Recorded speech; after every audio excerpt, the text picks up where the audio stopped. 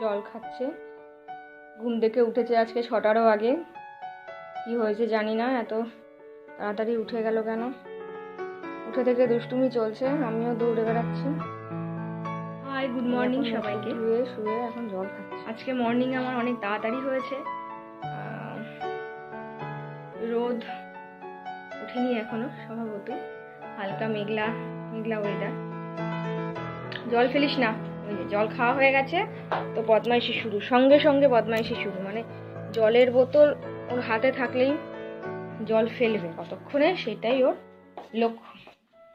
যাই হোক,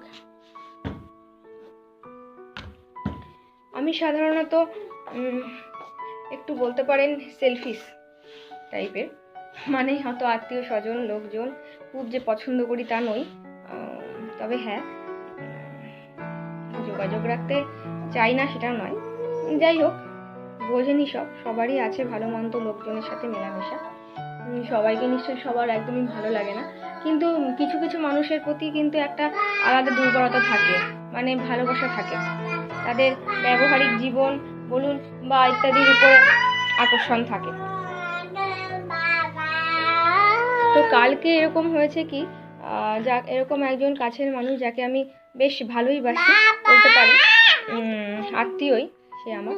কিন্তু কালকে আমি অনুভব করলাম যে আমি তাকে যতটা গুরুত্ব দিই ব্যাপারটা একদমই সেরকম নয়। সে আমাকে কি ভাবে আমি জানি না, কিন্তু আমার খুব খারাপ লাগলো। আমি ভুলবো না, আপনাদের সাথে শেয়ার করলাম। তাই আপনাদের জীবনেও হয়তো অহরহ এরকম ঘটনা ঘটেই থাকে। আবার এখন খেলনা থেকে এবার ব্যাগ নিয়ে রেডি হয়েছে, খেতে বসবে। কি খুলে দেবো? চেন খুলতে পারে না তো, অসহায়। দেখো আমার ছেলে জাগি বস। এই নিয়ে 3বার হলো ঢোকালো, আমিও ঢুকিয়ে দিলাম, ও নিজেও ঢোকালো, আবার গুছিয়ে টুছিয়ে নিয়ে আবার ছড়ালো। কি যে খেলা ভগবান জানে। আপনার তো পাল্টা সাজাচ্ছে পাগলাটা আমার। ওইটা না, নীল কোনটা বাবা? নীল দাও আগে, নীল রংটা দাও আগে। নীল কোনটা?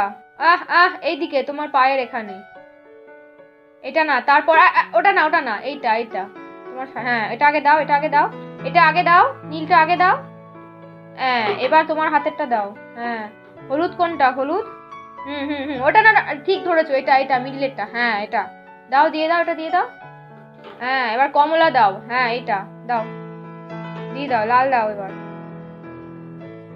বাহ বাহ, গুড বয়, দারুণ হয়েছে।